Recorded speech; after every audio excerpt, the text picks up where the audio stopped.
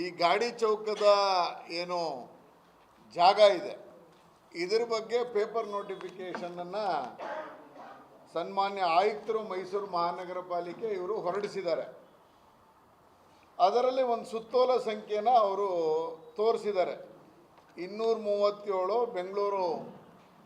ಇದರಿಂದ ಸರ್ಕಾರಿ ಸುತ್ತೋಲೆಯ ಪ್ರಕಾರ ಈ ಜಾಗಕ್ಕೆ ನಾವು ನೋಟಿಫಿಕೇಷನ್ ಕೊಟ್ಟಿದ್ದೀನಿ, ಅಬ್ಜೆಕ್ಷನ್ಸನ್ನು ಯಾರು ಬೇಕಾದರೂ ಹಾಕ್ಬೋದು ಅನ್ನೋದನ್ನು ಕೊಟ್ಟಿದ್ದಾರೆ. ಆದರೆ ಆ ಸುತ್ತೋಲೆ ಏನಪ್ಪ ಹೇಳುತ್ತೆ 237 ಅನ್ನೋದಾದರೆ, ಆ ಸುತ್ತೋಲೆಯಲ್ಲಿ ಇರುವಂಥದ್ದು ಯಾವುದಾದರೂ ಸರ್ಕಾರಿ ಜಾಗ, ಆ ಸರ್ಕಾರಿ ಜಾಗವನ್ನು ಅನೇಕ ಜನ ನಗರ ಪಾಲಿಕೆ ಆಯುಕ್ತರು ಇವರು ಸೇರಿಕೊಂಡು ಕಟ್ಟಡ ನಿರ್ಮಾಣಕ್ಕೆ ಅನುಮತಿ ಕೊಟ್ಬಿಡ್ತಾರೆ. ಆ ಹಿನ್ನೆಲೆಯಲ್ಲಿ ರಾಜ್ಯದ ನಗರ ಪಟ್ಟಣಗಳ ಅನುಮೋದಿತ ಮಹಾಯೋಜನೆಗಳ ವಲಯ ನಿಯಮಾವಳಿಗಳಿಗೂ ಅಂತೆಲ್ಲ ಹಾಕಿ ಪ್ರಶ್ನಿತ ನಿವೇಶನಗಳಿರುವ ಪ್ರದೇಶದ ಸೂಕ್ಷ್ಮತೆಯನ್ನು ಸಹ ಪರಿಗಣಿಸುವುದು ಅವಶ್ಯಕವಾಗಿದೆ. ಇಂತಹ ಅನುಮತಿ ನೀಡಿದ ಕೆಲವು ಪ್ರಕರಣಗಳು ಕೋಮು ಗಲಭೆಗೆ ಕಾರಣ ಆಗಿದೆ. ಹಾಗಾಗಿ 15 ದಿವಸಗಳ ಕಾಲಾವಕಾಶ ನೀಡಿ ಸ್ಥಳೀಯ 2 ದಿನಪತ್ರಿಕೆಗಳಲ್ಲಿ ಸಾರ್ವಜನಿಕರಿಗೆ ಪ್ರಕಟಣೆ ಕೊಡಬೇಕು.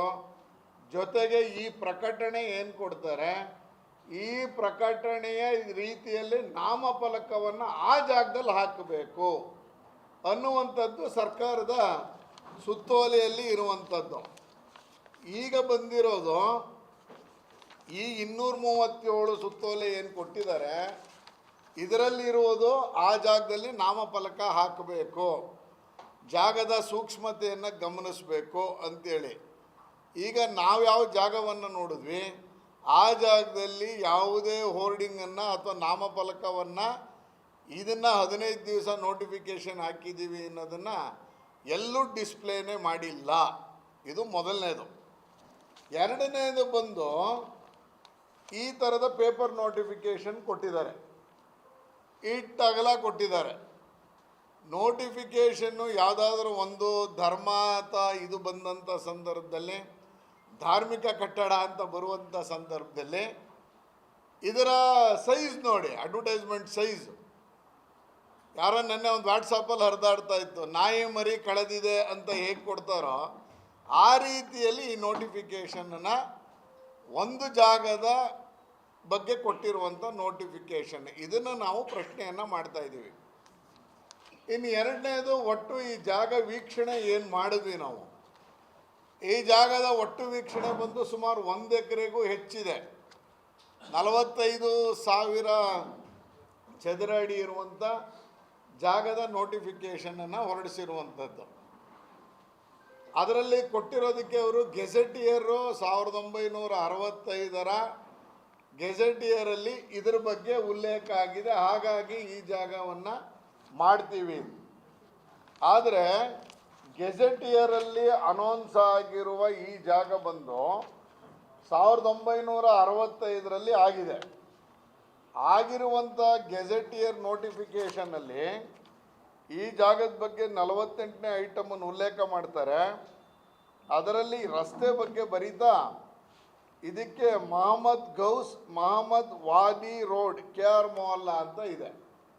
ಎಲ್ಲೂ ಮಾನಂದವಾಡಿ ರೋಡ್ ಅಂತ ಇಲ್ಲ, ಮೊಹಮ್ಮದ್ ವಾಡಿ ರೋಡ್ ಅನ್ನೋದು KR ಮೊಹಲ್ಲಾದೊಳಗೆ ಕೊಟ್ಟಿದ್ದಾರೆ. ಗೆಜೆಟಿಯರಲ್ಲಿ ಮಿಸ್ಟೇಕ್ ಆಗಿದೆ ಅನ್ನೋದು ಈಗ ಇರುವಂಥ ಪ್ರಶ್ನೆ. ಅಂದರೆ ಯಾವ ಜಾಗವನ್ನು ಗೆಜೆಟಿಯರಲ್ಲಿ ಹೊರಡಿಸಿದಾರೋ ಆ ಜಾಗಕ್ಕೂ ಈಗ ಹಾಕಿರುವ ನೋಟಿಫಿಕೇಷನ್ಗೂ ಸಂಬಂಧವೇ ಇಲ್ಲ. ಇದು ಎರಡನೇದು. ಇನ್ನು ಇದಕ್ಕೆ ಸಂಬಂಧಿಸಿದಂಗೆ ಈ ಗೆಜೆಟಿಯರಲ್ಲಿ ಎಷ್ಟು ಜಾಗ, ಇದರದ್ದು ಎಕ್ಸ್ಟೆಂಟ್ ಇದರಲ್ಲಿ ತೋರಿಸಿಲ್ಲ. ಯಾವುದಾದ್ರು ಗೆಜೆಟಿಯರಲ್ಲಿ ಯಾವುದಾದ್ರು ಒಂದು ಜಾಗ ಕೊಟ್ಟ ಮೇಲೆ ಇದರ ಒಟ್ಟು ವಿಸ್ತೀರ್ಣ ಹಾಕಬೇಕಾಗಿತ್ತು. ಈ ಗೆಜೆಟಿಯರಲ್ಲಿ ಅದರ ವಿಸ್ತೀರ್ಣವೇ ಮೆನ್ಷನ್ ಮಾಡಿಲ್ಲ. ಇನ್ನು 4ನೇ ಅಂಶ ನಿಮ್ಮ ಗಮನಕ್ಕೆ ತರಕ್ಕೆ ಹೊರಟಿರುವಂಥದ್ದು, ನಾನು ಈ ಒಂದು ಪ್ರಕರಣ 65ನೇ ಇಸ್ವಿಲಿ ಗೆಜೆಟಿಯರ್ ಆಗಿದೆ. 2025ರಲ್ಲಿ ಖಾತೆ ಕೇಳ್ತಾ ಇದ್ದಾರೆ, 60 ವರ್ಷದ ನಂತರ.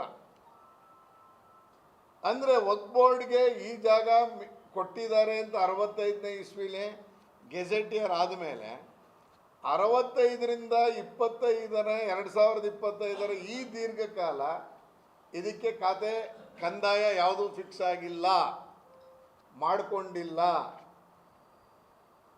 ಈ 60 ವರ್ಷದ ಈ ಒಂದು ಏನು ವಿಷಯದಲ್ಲಿ ಇತ್ತೀಚೆಗೆ ಆ ಜಾಗದಲ್ಲಿ ಒಂದು ಬಿಲ್ಡಿಂಗ್ ಅಕ್ರಮ ಕಟ್ಟಡ ಕಟ್ತಾ ಇದೆ ಅನ್ನೋದು ನನ್ನ ಗಮನಕ್ಕೆ ಬಂತು.